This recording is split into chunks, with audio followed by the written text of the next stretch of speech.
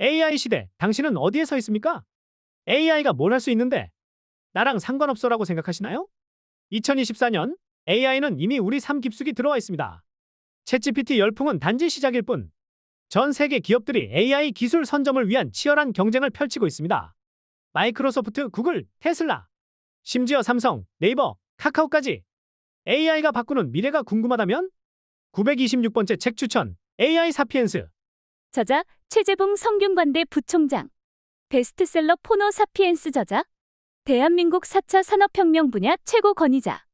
2,500회 이상의 강연으로 검증된 인사이트. 이 책에서 얻을 수 있는 것들. AI 시대, 나의 일자리는 안전할까? AI는 단순 노동부터 전문직까지 모든 분야를 변화시킵니다. AI 시대에 살아남기 위한 필수 생존 전략. AI 시대의 새로운 투자 기회는 무엇일까? 앞으로 5년 뜨는 산업과 지는 산업을 예측합니다. AI 시대의 새로운 부의 창출 공식. AI 시대, 우리 아이는 무엇을 준비해야 할까? 급변하는 교육 환경 속 미래 교육의 해답 제시. AI 시대를 이끌어갈 핵심 키워드 전격 공개. 팬덤, 메타버스, 웹3. 미래 비즈니스 성공 전략을 알려줍니다. 주목! 이런 분들께 강력 추천합니다. 막연하게만 느껴지는 AI 시대가 불안한 분들. AI 시대의 성공적인 미래를 준비하고 싶은 분들. AI 시대를 살아갈 우리 아이들의 교육이 고민인 분들. 변화의 물결 속에서 새로운 투자 기회를 찾는 분들. AI 사피엔스는 단순한 AI 기술 서적이 아닙니다. 거대한 변화의 흐름 속에서 우리의 삶과 비즈니스, 교육, 투자를 위한 명쾌한 해답을 제시하는 미래 설계 지침서입니다. 지금 바로 AI 사피엔스를 만나보세요. 당신의 미래를 위한 최고의 선택입니다. 그럼 지금부터 좀 더 자세한 책 소개로 넘어갑니다. 926번째 책 소개입니다. 책에서 일부 내용을 발췌하여 소개드립니다. 책 제목 AI 사피엔스. 저자 최재붕. 출판일 2024년 6월 1일. 상상빌더 한 줄 요약. 전혀 다른 세상의 인류인 AI가 나온다. 책 소개. 사피엔스는 유리한 미래를 향해 진화한다. AI 시대가 두려운 95%의 사람들을 위한 미래 준비 설명서. 베스트셀러 포노 사피엔스로 스마트폰에 전복당한 세상을 정확히 예견한 성균관대 최재붕 부총장이 5년 만에 역작 AI 사피엔스로 돌아왔다. 이 책은 코로나 팬데믹을 거치면서 더욱 진화한 포노 사피엔스가 AI라는 전대미문에 신무기를 장착하고 어떻게 천지개벽급 신문명을 만들고 있는지를 세세하게 포착했다. AI가 나와 무슨 상관이지 하고 생각하는 95%의 사람들에게 AI 사피엔스 시대를 어떻게 대비할지 알려준다. 단순히 챗GPT 사용법이나 스킬 이야기가 아니다. 지금 우리가 유심히 관찰할 것은 일상의 변화부터 각 산업의 구조적 진화까지 이끌어가는 거대한 축의 전환과 새로운 문명의 시작이다. 이 모든 변화의 소용돌이에서 당신의 업무와 일상이 어떻게 달라질지 미리 알고 싶다면, 당장 AI 시대를 살아갈 아이들에게 어떤 공부를 시켜야 할지 고민이라면 이 책에서 해답을 찾을 수 있다. 또한 향후 5년 내뜨고 질 업종이 무엇일지, 어디에 투자하고 무엇을 공부할지 등 혼란한 시기에 떠오르는 여러 질문에 대한 답이 선명해진다. 사피엔스는 언제나 유리한 미래를 향해 진화해왔다.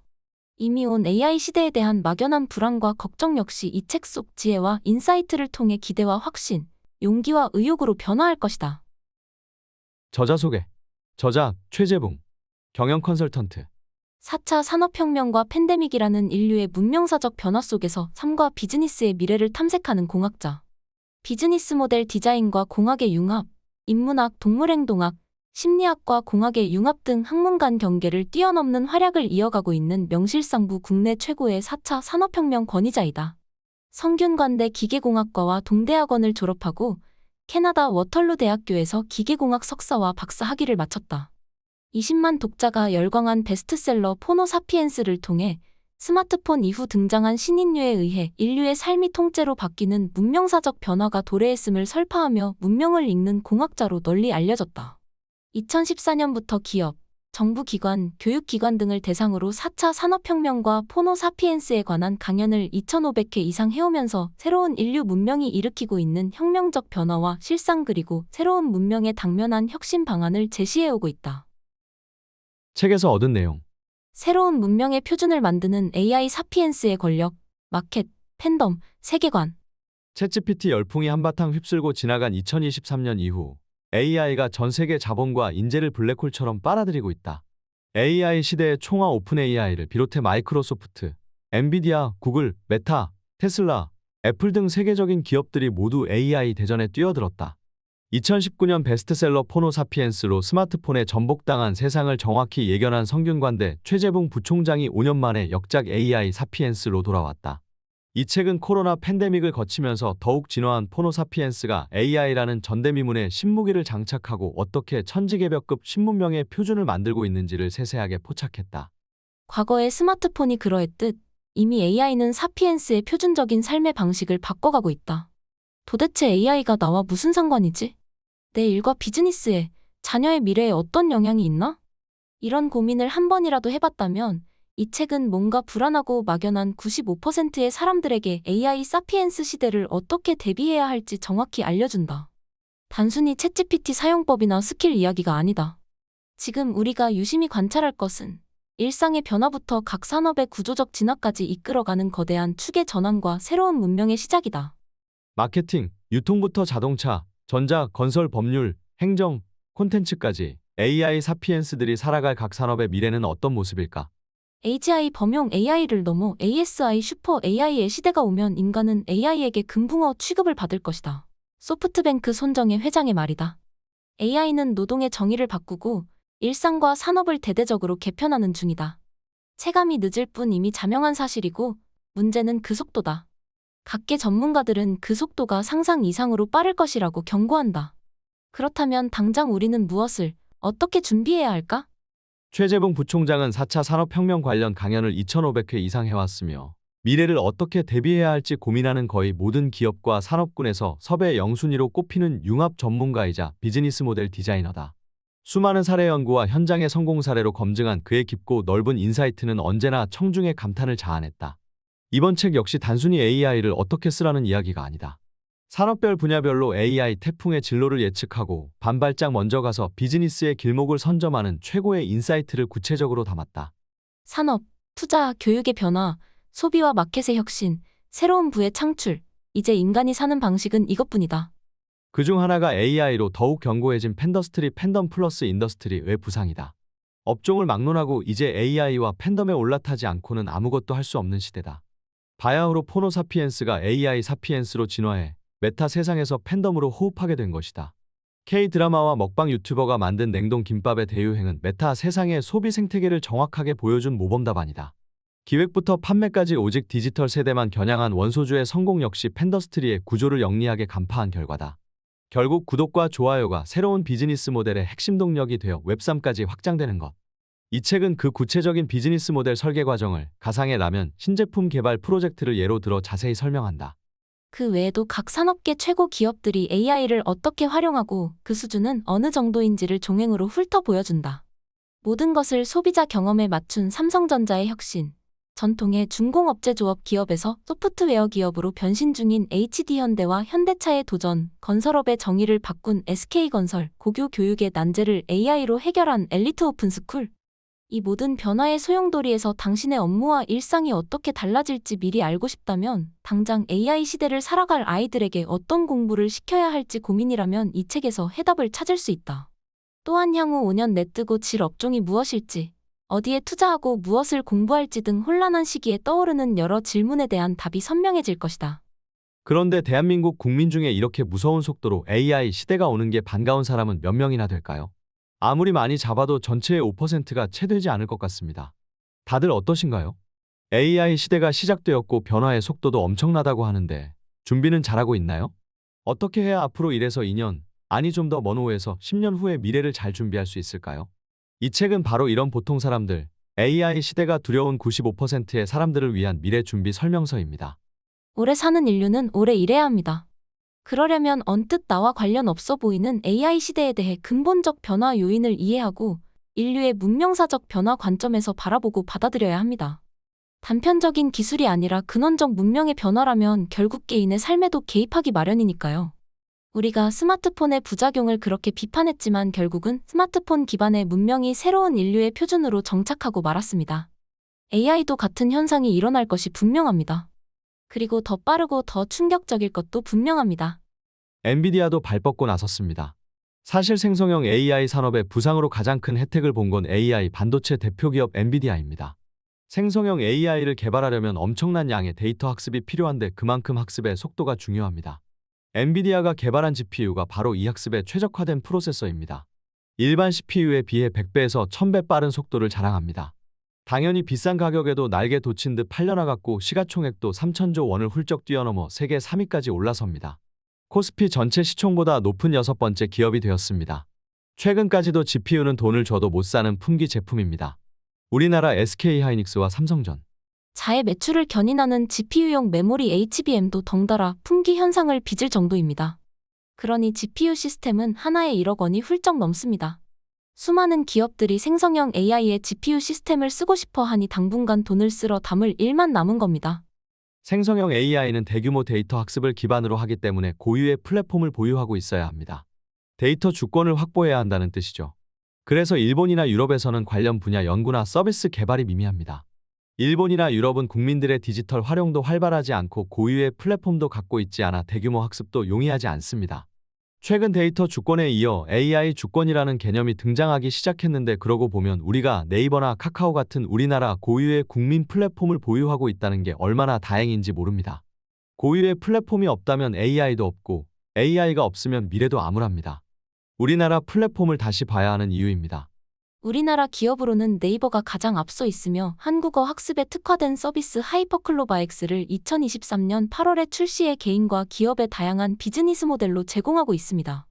아직은 기업들이 머뭇거리고 있지만 생산성 향상에 도움이 된다는 걸 확인하면 빠른 성장이 기대되는 사업입니다. 네이버뿐만 아니라 카카오, KT, SKT, 삼성 SDS 등 플랫폼 기업이라면 모두 뛰어든 상태입니다. 주로 오픈소스를 활용해 자사가 보유한 데이터를 학습해 서비스를 개발하는 중입니다. 데이터의 이면을 잘 살펴봐야 합니다. 1년에 100조 원씩 3년간 투자가 이루어졌다면 무려 300조 원의 거대한 자본이 메타버스라는 한 분야에 집중 투자된 것입니다. 자본이 든든하니까 세계 최고의 엔지니어들이 대거 투입되었고 덕분에 하드웨어 개발부터 소프트웨어 개발까지 메타버스 생태계 자체가 크게 성장합니다. 당연한 일이죠. 성공한 플랫폼이 없다고 하지만 분야별로 엄청난 기술 발전이 있었습니다. 또한 사용자 수도 크게 늘었습니다. 이는 생태계 형성의 중요한 요소입니다. 메타버스에서 게임을 즐기는 아이들은 기본적으로 디지털 아이템을 사고 파는 데 익숙합니다. 국적이 다양한 아이들이 수시로 거래해야 하니까 가상화폐가 필요하겠죠. 이때 사용하는 것이 바로 코인입니다. 수억 명의 아이들이 메타버스 게임판에서 만나 코인으로 물건을 사고 팔고 게임을 즐깁니다. 이 시스템이 발전하면서 실물 세계와의 거래가 가능한 코인 거래소도 생기고 다양한 게임에 맞는 코인들도 등장합니다. 이 세상이 전부 하나의 세계관으로 연결되어 있다고 생각해보세요.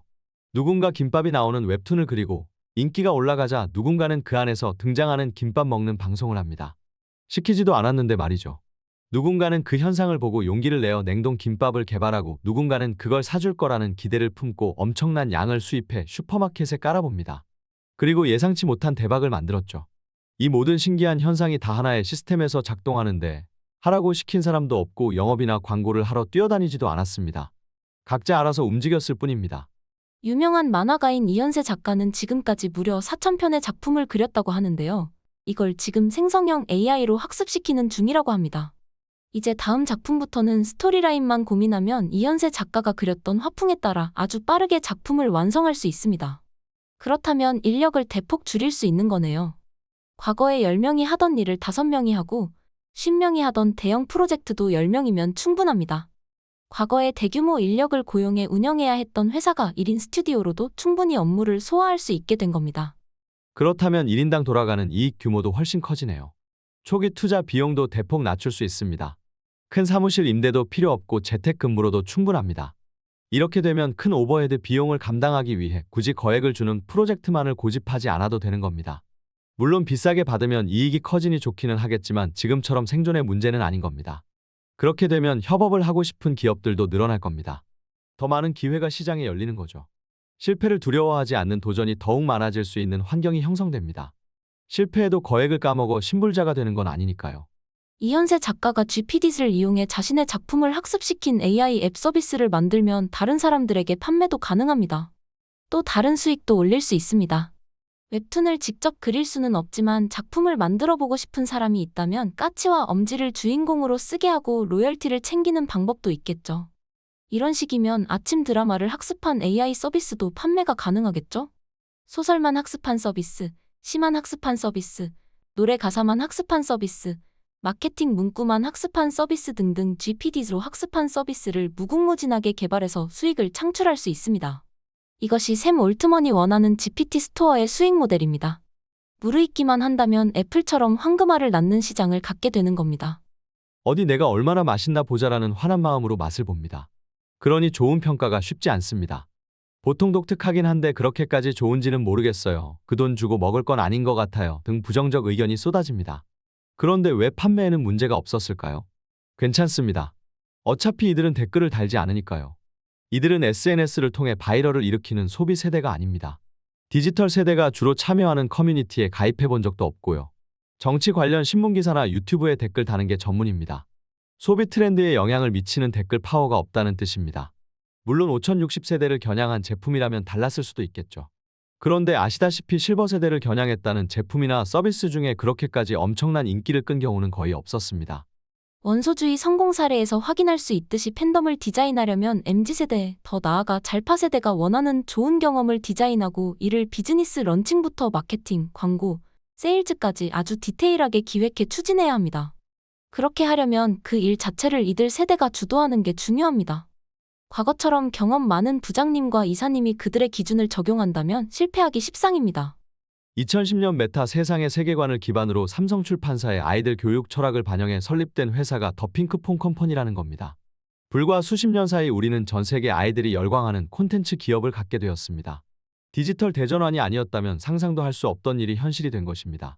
물론 핑크퐁에 앞서 엄청난 글로벌 팬덤을 이끌었던 뽀로로가 있습니다. 그렇지만 뽀로로는 여전히 방송이라는 레거시를 통해 팬덤을 만든 캐릭터였습니다. 진정한 메타 시대의 자발적 팬덤의 산물은 역시 아기상어입니다. 명심할 것은 삼성출판사와 더 핑크퐁 컴퍼니의 성공 스토리가 보여준 디지털 문명 시대의 엄청난 가능성입니다. 선진서구 문물을 들여와 카피하는 수준에서 벗어나 이제는 어떤 기업이든 세계적 팬덤을 만들 수 있는 무구한 가능성과 잠재력이 우리에게 있다는 걸 아기상어가 증명한 겁니다. 메타 세상은 그래서 꿈꾸는 자의 무대입니다. 무한 가능성의 글로벌 시장입니다. 실력만 있다면 누구나 대담한 도전을 할 수 있습니다. 이런 식으로 라면을 개발하고 출시한다면 제품 개발 과정, 마케팅 과정에서 MZ세대가 원하는 것들도 당연히 충분히 반영될 겁니다. 무엇보다 제품 개발 과정에 참여했던 1000명의 회원들이 자발적으로 마케터가 되어 열심히 활동할 겁니다. 자신들이 투표로 선정한 라면인 만큼 친구들에게 추천한다고 해도 거부감도 없을 겁니다. 커뮤니티에는 판매량과 매출을 계속 공유합니다. 자사몰을 통한 판매도 커뮤니티 활동을 통해 키워갑니다. 매출이 없어 고민이던 자사몰을 광고하는데도 도움이 됩니다. 요즘 MZ는 포인트에 민감합니다. 커뮤니티 NFT 회원들이 카톡으로 전달해준 링크를 통해 자사몰로 들어와서 구입하면 바로 결제액의 10%를 포인트로 적립해줍니다. 당연히 링크를 보내 친구를 소환해준 NFT 회원에게도 10%가 포인트로 적립됩니다. 마케팅 비용으로 20%나 포인트로 지급하면 손해 아니냐고요? 쿠팡 수수료 40%에 비하면 절반입니다. 더구나 이 금액은 모두 고객의 지갑으로 들어갑니다. 이걸 고객들이 모를 리 없죠. 게임처럼 판매 개수, 매출액이 올라갈 때마다 커뮤니티 멤버들에게 포인트가 쌓여갑니다. 이걸 라면 코인으로 발행하고 코인 거래소에서 현금 거래도 가능하게 해줍니다. 라면이 맛있어서 대박이 나면 이 코인으로 억대를 벌었다는 회원이 나올 수도 있습니다. 라면 식신 탐험대 NFT 회원 중 한 명이 유명한 라면 먹방 틱토커이고 그의 영향력으로 자사몰 매출 10억을 일으켰다면 충분히 해볼 만하지 않나요? 이런 비즈니스 모델을 좀 유식한 표현으로 웹삼라고 합니다. 주식회사의 진보된 형태라고도 이야기합니다. 주식회사는 주주의 이익을 실현하는 게 목표입니다. 경영은 경영진과 이사회가 책임지는 형태입니다. 그런데 고객이 왕인 시대라면 고객의 참여가 높을수록 성공 확률도 높아지겠죠. 그래서 커뮤니티를 만들고 NFT로 회원권을 발행해 주주를 모집합니다. 이들은 커뮤니티를 통해 사업기획에 참여하고 다양한 비즈니스 활동도 함께합니다. 사업이 성공하면 이익도 함께 나눕니다. 주주에게 이익을 배당하는 것과 같은 방식입니다. 지금까지 상상빌더였습니다. 감사합니다.